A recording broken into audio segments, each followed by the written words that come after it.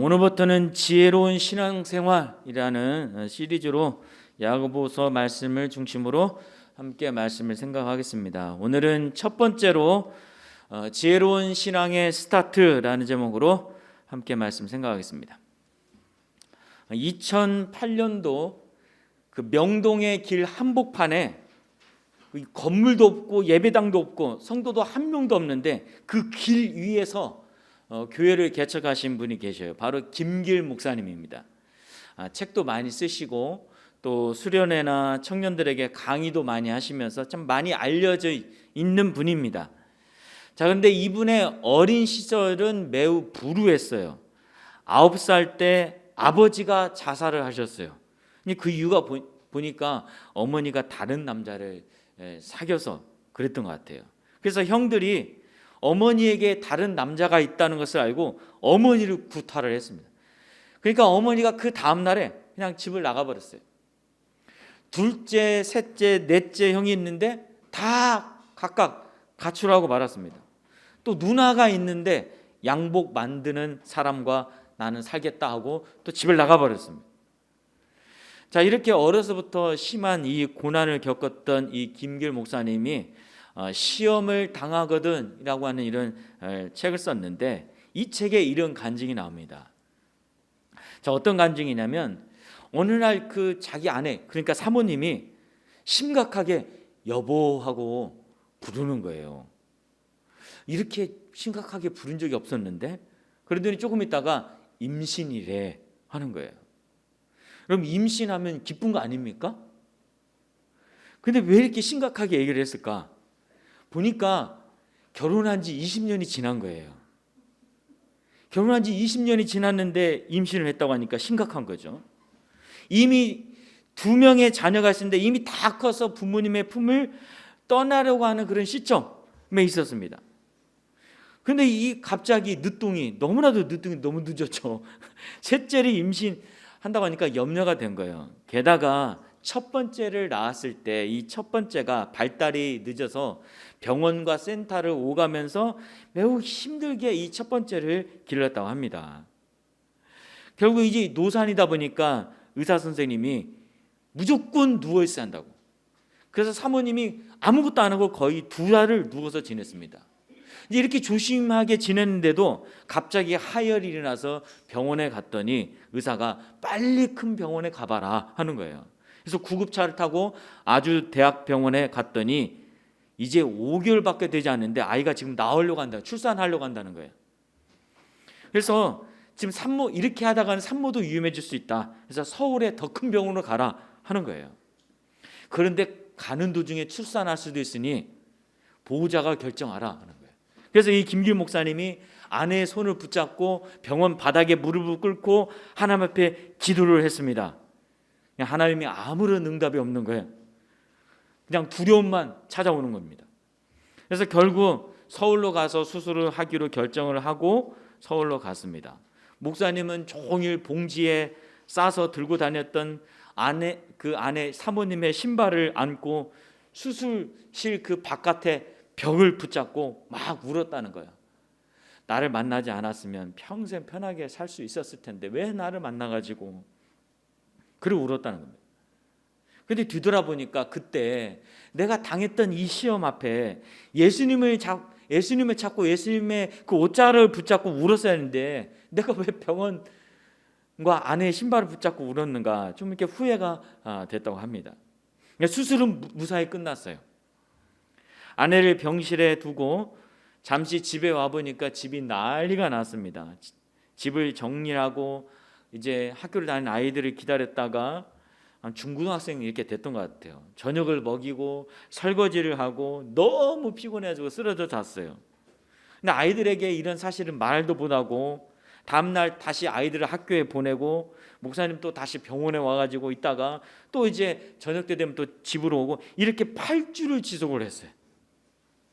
이제 의사는 이제 아이를 낳아도 된다. 아이를 낳아서 인큐베이터 안에 넣어도 된다. 그런 거예요. 근데 이 사모님은 내가 할 수 있는 한 달을 다 채워서 아이를 낳겠다 하면서 병실에 누워 있겠다고 했습니다.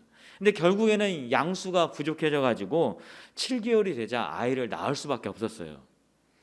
이제 아이를 낳고 아이는 인큐베이터에 넣고 산후조리까지 마치고 이제 결국 집에까지 오게 됐는데 갑자기 의사가 퇴원하는 이 사모님에게 몸에 암 소견이 있다라고 말을 하는 거예요. 얼마나 힘들었을까요? 아내가 그 병원을 나서면서 아주 서럽게 울었다고 합니다. 몇 주 동안 긴장을 하면서 기도를 했어요. 다행히도 암은 아니었습니다. 자, 그런데 얼마 후에 이 목사님이 은행에서 일을 보고 있는데 갑자기 119에서 전화가 왔어요. 버스를 기다리던 그 첫 번째 아들 성식이가 쓰러졌다는 거예요. 그래서 가까운 병원으로 가서 MRI, 뇌파 검사, 심전도, 심장 초음파 검사를 했습니다. 어려서 그 열성 경련이 있어가지고 자주 쓰러져서 약을 먹여가지고 괜찮아졌는데 이제 고3이다 보니까 수능 준비로 힘들었는지 10년 만에 다시 쓰러졌다는 거예요. 그래서 결국에는 심장약을 이제 아침 저녁으로 먹어야 할 그런 신세가 되고 말았습니다. 이 목사님이 이런 일들을 겪으면서 자고 있는 이 가족들이 깰까봐 조용조용 이 밤에 낮은 목소리로 기도하며 눈물을 흘렸다는 것입니다. 그러면서 이 이야기를 적으면서 책에 이렇게 고백을 했습니다. 성경은 시험이 올 때 기뻐해야 한다고 말씀하신다. 수많은 시험을 겪은 나로서는 선뜻 이 말씀을 이해하기 어렵다. 시험이 오면 괴롭고 힘든데 왜 기뻐하라는 것인가? 말씀은 진리니 믿어야 하지만 아무래도 내 삶과 차원이 다르다. 맞는데 따라갈 수 없을 때가 있다. 시험을 기뻐하라는 말씀은 늘 순종하기 어려웠다. 이렇게 고백했습니다. 참 진실된 고백이라고 생각이 들었죠. 저는 이 목사님의 고백에 정말 적극 동감합니다. 저도 목사이지만 이 야고보서 이 대목의 이 말씀을 보거나 또 이 말씀을 또 이제 묵상할 때는 참 이게 참 순종하기 쉬울까? 참 순종하기 상당히 어려운 것 같은데 이런 생각이 들어요. 저만 그렇겠습니까? 여러분 모두 다 그럴 거예요. 자, 그러면 야고보서가 이 처음에 썼던 이 초대교회 성도들 대상으로 썼던 이 초대교회 성도들은 그때 당시에 이 말씀에 순종하기 쉬웠을까요? 그렇지가 않아요. 그들도 마찬가지예요.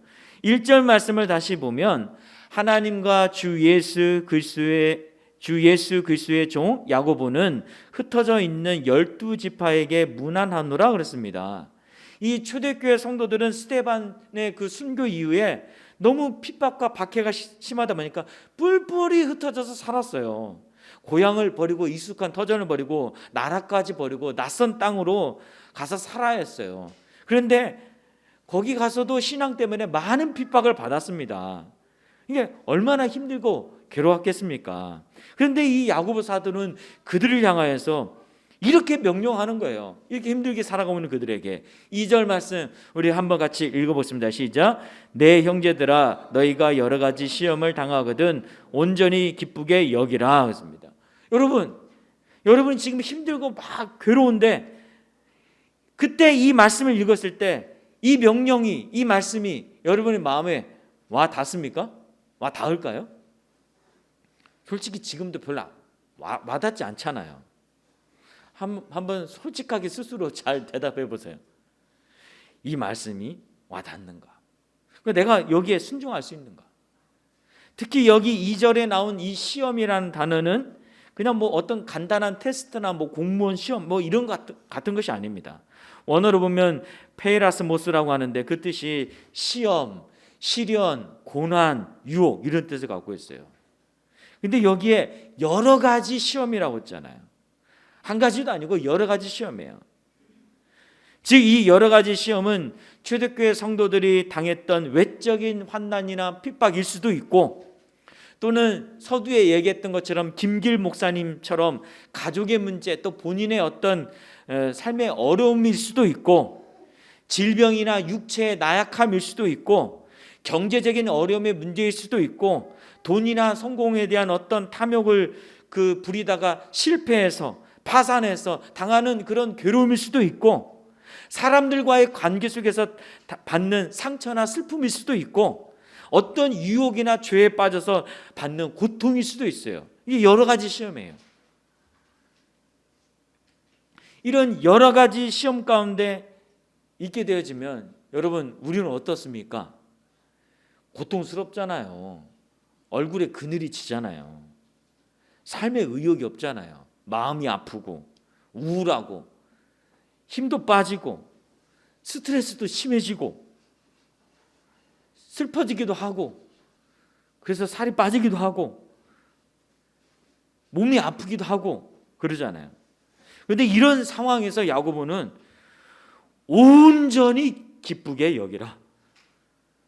그냥 기쁘게 여기라, 뭐 단순히 감사, 그게 아니라 온전히 기쁘게 여기라, 이렇게 명령하고 있어요. 여러분, 이것을 어떻게 받아들여야 할까요? 그냥 나는 지금 안 기쁜데, 슬프고 힘든데 억지로라도 이 말씀대로 억지로라도 기뻐하라는 것인가? 제가 만약에 암 환자라고 한다면 암이 몸에 막 퍼지고 있어서 참을 수 없는 고통, 마약 주사를 맞아도 이 참을 수 없는 고통이 계속되는데, 나는 괜찮다, 그래도 나는 감사하다, 나는 기쁘다, 좋다, 뭐 이렇게 억지로 하라는 겁니까? 아마 이렇게 하면은 이 사람 암세포가 머리까지 갔는가 보다, 이상하다, 검사해봐야 한다, 아마 의사들은 그렇게 반응할 거예요. 몇 년 전 제 아내가 뇌출혈로 쓰러졌을 때 저는 도무지 기뻐할 수가 없었어요. 또 최근에 제가 3주 전에 갑자기 왼쪽 여기가 배가 아파가지고 막 너무 찔러가지고 통증이 심하고 피곤하고 무기력하고, 왜 그럴까? 그러다 보니까 수포가 올라와서 이제 아내가 자주 이제 단순 포진이 걸다 보니 이거 대상포진인가 보다 하고 피부과에 갔더니 대상포진 맞대요. 그래서 약을 먹었는데 이 통증에서 벗어나는데 거의 3주가 걸렸습니다. 근데 이 약을 다 먹고 나니까 약이 독했는지 이제 위가 탈나가지고 또 다시 내과에 가서 지금 내과 약을 먹고 있어요. 이런 상황에서 제가 만약에 야고보 사도가 말한 것처럼 온전히 기뻐하라 이 말씀을 읽었을 때 제가 기뻐할 수 있었을까요? 아니요, 절대로 그렇지가 않습니다. 만약에 그때 당시에 이 야고보 말씀을 가지고 제가 설교를 했다고 한다면 이 앞에서는 억지로 기뻐하는 척을 했을 수도 있지만 실제 제 마음과 제 개인적인 삶은 전혀 기쁘지 않았을 거예요. 이게 저만 그럴까요? 우리의 실제적인 모습이 다 이렇습니다. 그런데 왜 기뻐하라고 했을까? 여기 뭔가 중요한 이유가 있기 때문에 그런 거죠. 힘들고 어렵지만 기뻐할 만한 이유가 있다는 거예요. 여러분, 우리는 이 이유를 찾아서 깨달아야 합니다. 그렇지 않고 성경이 그냥 기뻐하라고 했으니까 억지로 기뻐하고, 그래 내가 기뻐할 수는 없지만 감사라도 해야지, 하나님 감사합니다, 이렇게 하는 것은 여러분 진전성이 없는 위선인 거예요. 그냥 가짜 기쁨과 가짜 감사인 거예요. 왜 기뻐하라고 했는가, 그 이유를 깨달아야 한다는 것이죠. 자, 그렇다면 여러 가지 시험으로 힘들어하고 고통 당하면서도 우리가 기뻐해야 할 만한 이유가 무엇일까? 도대체 왜 기뻐해야 할까? 자, 3절 말씀 보면 이렇게 되어 있습니다. 한번 같이 읽어보겠습니다. 시작. 이는 너희 믿음의 시련이 인내를 만들어내는 줄 너희가 알미라 했습니다. 여기에 시련이라는 단어는 도키미온이라고 하는데 시험, 시련, 순수한, 정제된 그런 뜻입니다. 특히 이 단어의 출처를 보면은 금이나 은을 순도 높은 것으로 만들기 위해서 정제하고 단련하는 것을 의미하고 있어요. 그러니까 어떻게 보면 이 믿음의 시련은 믿음의 연단인 거죠. 믿음의 연단. 즉 우리는 이 믿음의 시련, 믿음의 연단을 통해서 우리 안에 있는 이 믿음이 점점 어떻게 된다는 겁니까? 더 깨끗해지고 순수해지고 강하게 되고 그렇게 연단되어진다는 거예요. 따라서 우리 신앙인들이 인생을 살아가면서 겪는 이 여러 가지 시험은, 우리 신앙인들이 받는 이런 시험은 단순히 어떤 고통이나 고난이나 불행으로 끝나지 않는 거예요. 세상 사람들이 당하는 고통과 불행, 그거와 차원이 다른 거예요. 세상 사람들이 겪는 인생의 우한, 어쩔 수 없는 불행, 그런 것은 그냥 세상 사람들이 살면서 인생을 살면서 겪고 그냥 지나가 버리는 것이지만 우리 믿는 사람들이 받는 이런 고통과 고난은 우리 안에 있는 믿음을 더욱 깨끗하게 만들어주고 강하게 만들어서 순도 100%의 순금으로 만드는 그런 믿음의 연단으로 하나님께서 활용하신다는 거예요. 우리가 당하는 시험들을 활용하신다는 거죠. 그 독일에서 철학 학회 강연이 있었는데 이때 외과 의사였던 자우어 부르크라는 사람이 고난이 주는 유익이 뭔가 이렇게 설명을 했습니다. 조금 말이 어려운데 영혼에 깊이 뿌리 내린 신앙은 모든 철학 지식보다 더 강한 효력을 가지고 있다. 기독교인의 신앙에 있어서 고통과 고난은 오직 자유로 향해 가는 하나의 도구가 된다. 기독교인들은 고난을 역경의 길을 통하여 거룩한 세계로 인도하시는 하나님의 도구로 여긴다. 고난은 정결을 위한 도구이며 기독교인의 성품을 향상시키는 도구이다 라고 설명을 했습니다. 다시 말해 우리 신앙인들이 겪는 이 삶의 여러 가지 시험과 고난과 고통은 인생을 살면서 겪는 그 하나의 불행으로 끝나는 것이 아니라 그런 사건으로 끝나는 것이 아니라 하나님께서 우리를 더 정결하고 거룩한 성품을 만드는 도구로 활용하신다는 거예요. 활용하신다. 지금 내가 힘들고 있습니까? 그러면 하나님은 그것을 지금 활용하고 계신 거예요. 나를 더 정죄하고 나의 믿음을 더 강하게 만들기 위해서 지금 활용하고 계신 거예요. 지금. 그러면 여러분 이런 믿음의 시련과 연단으로 만들어지는 정결하고 거룩한 성품이 뭡니까? 성경에 뭐라고 되어 있어요? 인내라고 있잖아요. 인내. 그래서 이 3절 말씀을 쉬운 성경으로 보면 이렇게 번역을 했어요. 여러분은 믿음의 시련을 통하여 인내심이 성장한다는 것을 알고 있습니다. 이런 시련을 통해서 나의 이 거룩한 성품 인내심이 성장되어져 가고 있구나라는 것을 알아야 한다는 거죠. 그러니까 여러분 내 삶에 힘들고 어려운 일이 생길 때마다 시험이 있을 때마다 왜 나에게만 이런 어려움을 주십니까? 왜 내 인생은 이렇게 고통스러운 일들이 많습니까? 하나님 너무 하시지 않습니까? 이렇게 아파하고 힘들어하고 불평할 것이 아니라 어떻게 여겨야 한다는 거예요? 이 시험과 고난 이것을 통해 하나님께서 또 하나의 믿음의 연단으로 나를 만들어서 내가 이것을 잘 이겨나가면 내 안에 거룩한 성품인 인내를 만들어 가시고 더 성장시키고 있구나라는 것을 알고 있어야 한다. 깨닫고 있어야, 인식하고 있어야 한다는 것이죠. 바꿔 말하면 여러 가지 시험을 당할 때마다 인내라고 하는 거룩한 성품을 더 강하게 만들고 성장시킬 수 있는 기회로 내가 삼아야 한다는 거죠. 그냥 왜 힘들까 어려울까 불평 불만하고 낙심하고 절망하는 것이 아니라 이것을 통해서 하나님께서 이렇게 지금 활용하고 계시니까 나도 내 안에 이런 인내라고 하는 성품을 만들기 위한 성장시키기 위한 기회로 여겨야 한다는 겁니다. 자, 그러면 여러분 왜 이렇게 인내가 중요할까? 왜 인내가 중요할까? 하나님은 왜 인내라고 하는 이 성품을 이 힘들고 어려운 우리의 삶을 통해서 만들어 가시는 걸까요? 이게 중요하기 때문인 거죠. 여러분 인내는 쓰고 열매는 뭐라고 합니까? 달다. 이런 말이 있잖아요. 이런 말이 있는 것처럼 인내로 인한 그 결과는 상상 이상의 것들이 많이 있어요. 특히 성경 안에 그렇습니다. 예를 들면 사랑장이라고 하는 고린도전서 13장에 보면 사랑을 설명할 때 그 시작과 끝을 이렇게 장식을 해요. 사랑은 오래 참고 이렇게 시작하잖아요. 그리고 쭉 나가다가 7절에 모든 것을 참으며 모든 것을 믿으며 모든 것을 바라며 모든 것을 견디느라 했습니다. 이 사랑의 시작과 끝이 뭡니까? 오래 참고 견디느니라. 인내라는 거지, 인내. 그래서 온전한 사랑을 이루어내려고 한다면 뭐가 필요하다는 거예요? 인내가 필요하다는 거예요. 인내가.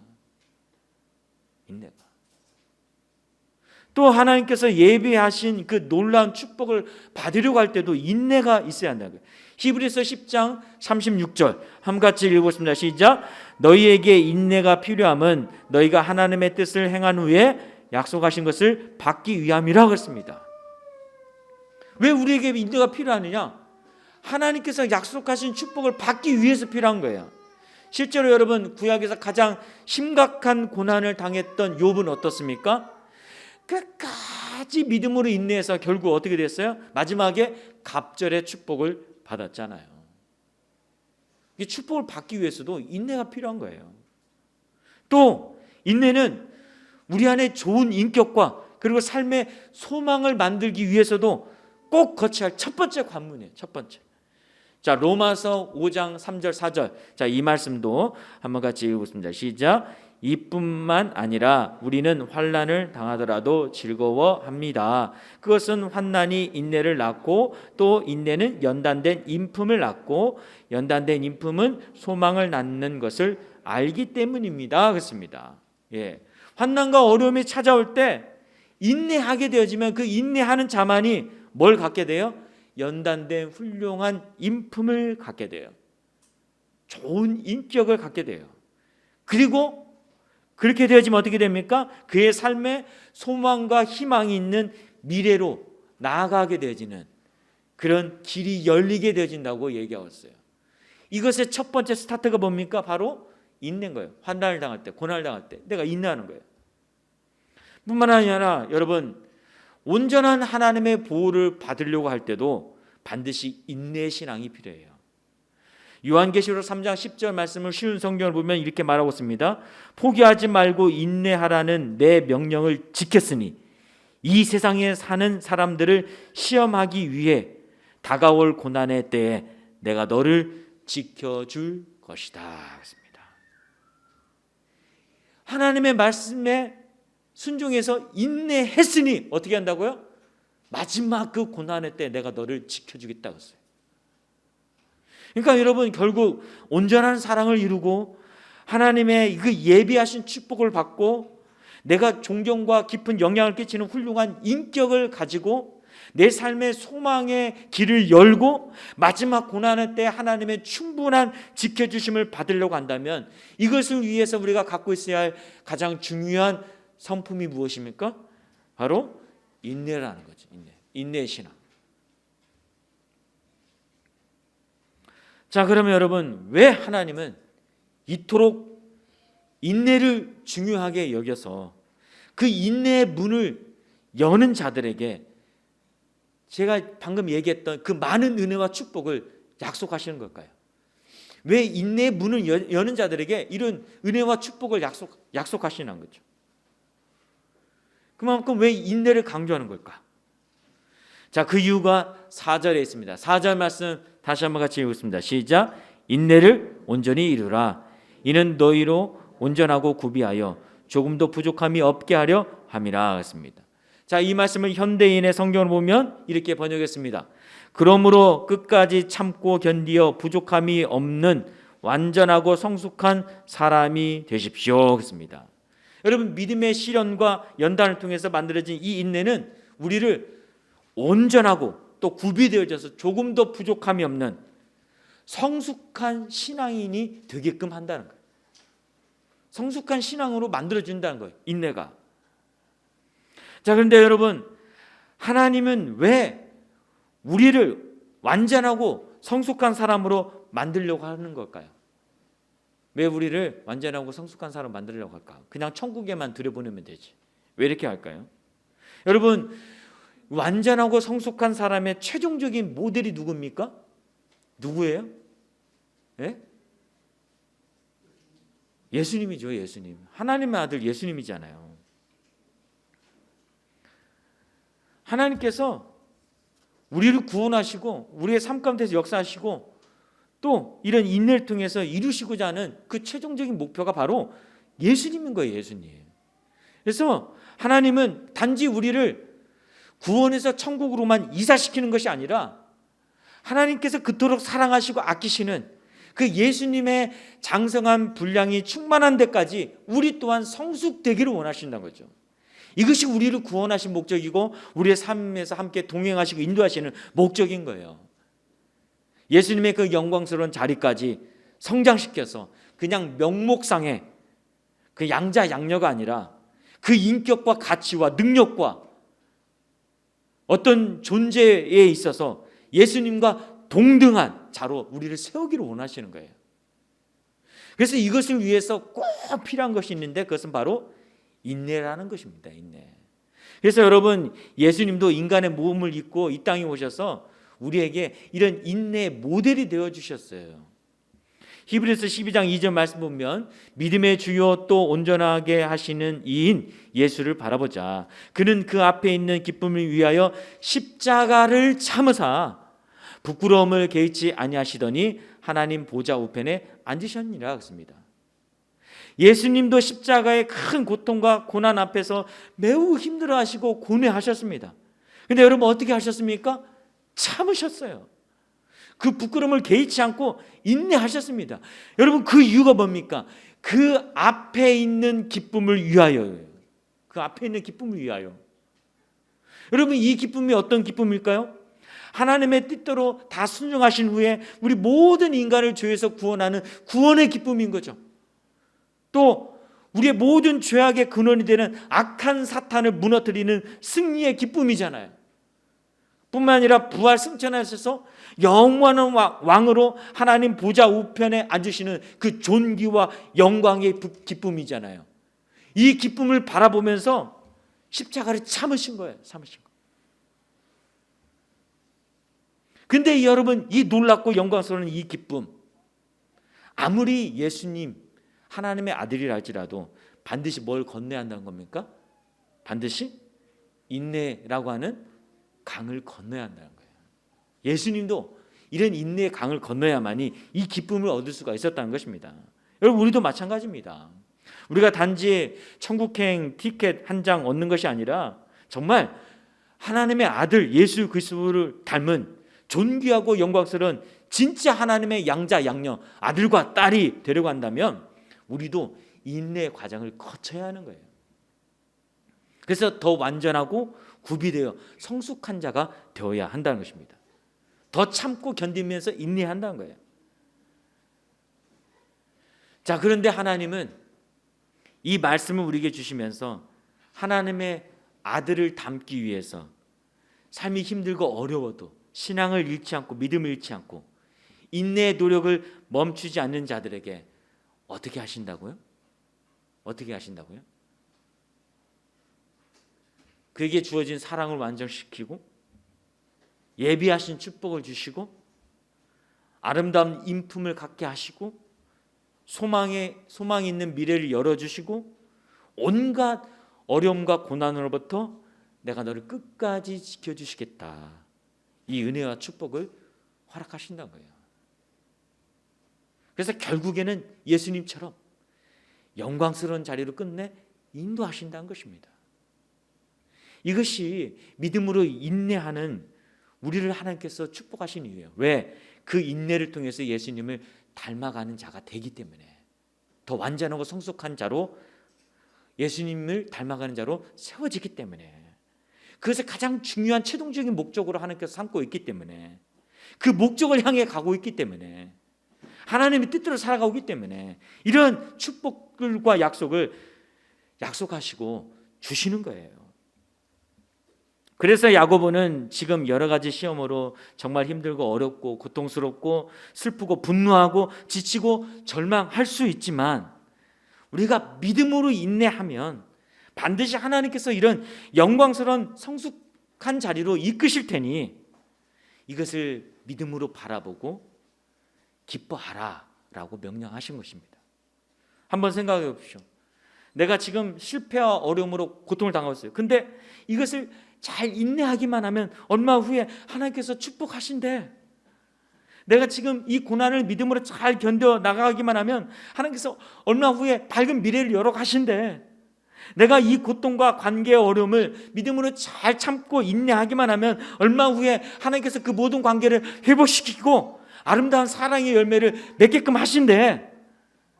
나를 통해 예수님의 향기를 드러내게끔 하신대.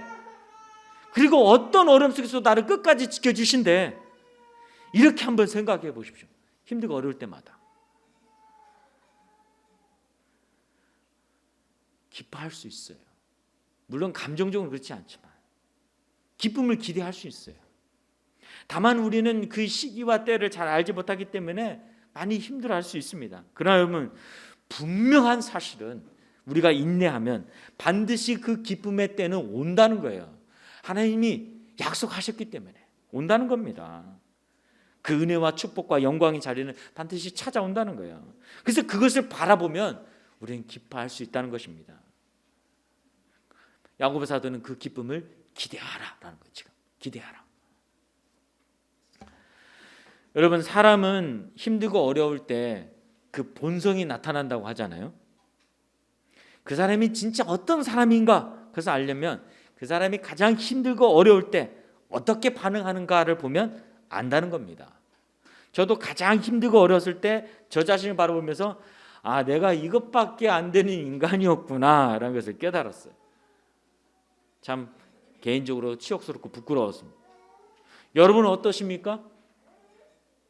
여기 지금 우리 젊은 자매들이 많이 있는데 연애를 할 때 이 남자가 정말 믿을 만한 사람과 내가 평생 같이 할 수 있는 사람인가 알 수 있는 테스트가 있어요. 막 쪼아, 막 열받게 만들어. 분노가 극도로 올라가게끔 해요. 그럼 그때 그 남자의 본성이 나타나. 그래서 그것을 보고 아, 이 사람이 이런 사람이구나. 한 번씩 테스트를 해봐야 돼요. 잘 알았죠? 그래야 돼. 뭐 좋은 거 해주고 막 좋을 땐 다 좋지. 한번 극도로 몰아붙여봐가지고 이 남자가 어떤 남자인가 드러나 보면 아, 그래도 내가 이 정도는 감당할 수 있다. 그러면 이제 그때부터는 사귀어도 되는 거예요. 뭔 얘기하다가 자, 여러분 어떻습니까? 여러분의 삶이 힘들고 어려울 때, 우리의 가정이 힘들고 어려울 때 나는 어떻게 반응하는가? 그때 반응하는 모습이 여러분의 본성이에요. 자, 이렇게 말하면 우리 남편은, 우리 아내는 이런 놈, 이런 여자. 그렇지. 우리 엄마 아빠는 왜 저런지 모르겠어. 우리 자녀는 누굴 닮아서 저런지 모르겠어. 원래 본성이 저러니까 어쩔 수 없지. 내가 참아야지. 뭐 이렇게 반응하라고 제가 얘기하는 걸까요? 그건 아니에요. 우리가 여기서 꼭 한 가지 알아야 할 사실이 있습니다. 오스 힐먼이라는 분이 쓴 내 마음 살리기라는 책에 폴 헥스트롬이라고 하는 가정폭력 치유 사역자가 이 글을 쓴 것을 잠시 소개를 합니다. 25년에 걸친 연구 결과 부부들이 직면하는 문제의 약 98%가 각자 11세 미만에 겪었던 유년기의 상처가 원인이라고 밝혀졌다라는 이 이야기, 연구 결과를 잠깐 서문에 실었습니다. 이 글을 실으면서 이 오스 힐먼은 처음에 이 글을 접하면서 충격을 받았다는 거예요. 그리고 받아들일 수 없었다는 거예요. 그런데 그 근거 자료와 여러 가지 경험들을 깊이 생각하면서 연구하면서 이 사실이 옳다는 것을 확신하게 됐다는 거예요. 그러면서 뭐라고 얘기하냐면 인간에 대한 사탄의 공격은 우리의 어렸을 때부터, 태어날 때부터 시작이 된다. 아기가 어머니 뱃속에 있을 때부터 사탄은 끊임없이 우리를 공격한다는 거예요. 그래서 실제적인 예로 예수님도 그렇고 모세도 그렇고 태어날 때부터 공격을 받았잖아요. 사탄의 강령이 무엇인지 아냐? 요한복음 10장 10절에 보면 도둑질하고 죽이고 파괴하는 것이다. 그가 이렇게 말을 했습니다. 여러분, 이것이 정말 맞다고 한다면, 그리고 이 폴 헬스트롬이라고 하는 분의 이 연구가 맞다고 한다면 이게 부부간의 문제뿐만 아니라 우리 인간과의 모든 관계 속에서 나타나는 그 모든 문제들은 어디서부터 시작이 됐다는 겁니까? 유년기 때부터, 어렸을 때 상처부터 시작이 됐다는 거예요. 그냥 나의 못된 본성 때문에, 나의 지금 현재 이 모습 때문에 그런 것이 아니라 아주 어렸을 때부터 나도 모르는 사이에 형성될 수가 있었다는 것입니다. 그래서 여러분, 우리의 이런 못된 본성이 나타나거나 뭐 내 가족이나 내가 사랑하는 사람들의 그 악한 본성이 나타날 때마다 그 사람의 그 현재 그 사람의 인격과 그 사람의 삶, 지금 현재 모습에 그것을 문제로만 치부해서는 안 된다는 거예요. 잘 알지 못하지만 어렸을 때부터 겪었던 상처, 치유되지 못한 그런 모습들, 그리고 우리를 죽이고 파괴하려고 하는 사단의 치밀한 공격들이 함께 어우러져 있다는 거예요. 함께 어우러져 있다. 따라서 여러분, 우리는 어떻게 해야 하겠습니까? 어떻게 해야 하겠습니까? 내가 힘들고 어려울 때, 그래서 나의 그 나쁜 본성이 나타날 때 그런 모습을 보면서, 또 내 가족이나 또 교회 안에 성도들의 그런 좋지 않은 그 본성들을 보면서 여러분 어떻게 해야 할까요? 어떻게 해야 할까요? 아직 덜 된 사람, 덜 성숙한 사람, 저 사람은 하나님도 못 고치는 사람, 뭐 이렇게 치부하는 것으로 끝나는 것이 아니라 어떻게 하겠습니까? 믿음으로 반응해야 돼. 믿음으로. 단지 나와 그 사람의 부족함과 단점을 비난하고 공격하는 것으로 끝나는 것이 아니라 나 자신과 그리고 그 사람의 삶에 우리가 알지 못하는 어떤 숨어있는 상처가 있을 수 있고 사단의 끊임없는 공격이 있을 수 있다는 것을 인정하고 알고 있어야 돼요. 인식하고 있어야 돼요. 그리고 어떻게 합니까? 예수님이 하셨던 것처럼 믿음으로 견디고 인내해야 하는 거예요. 믿음으로 견디고 인내하는 거예요. 내가 나를 바라보면서도 믿음으로 견디고 인내하고, 내가 다른 사람 보면서도 믿음으로 견디고 인내하는 거예요. 그걸 하나님께 맡게 하는 거죠. 하나님께 도움을 구해야 하는 거예요. 그래서 우리의 삶이 여러 가지 시험이 찾아오고 우리 힘들게 한다 할지라도 오히려 우리가 믿음으로 반응을 해서 이것이 믿음의 연단을 이루고 우리의 인내의 거룩한 성품을 만들어서 끝내는 하나님이 원하시는 완전하고 성숙한 그리스도의 장성한 분량까지 나아가는 기회로 삼아야 하는 거예요. 나도 그렇고 내 옆에 있는 사람들도 그렇고 그런 기회로 삼아야 하는 것입니다. 그러기 위해서는 우리가 어떤 형편에 있든지 믿음으로 반응해야 하는 거예요. 믿음이 어둠을 이기는 겁니다. 믿음이 어둠을 밝히는 거예요.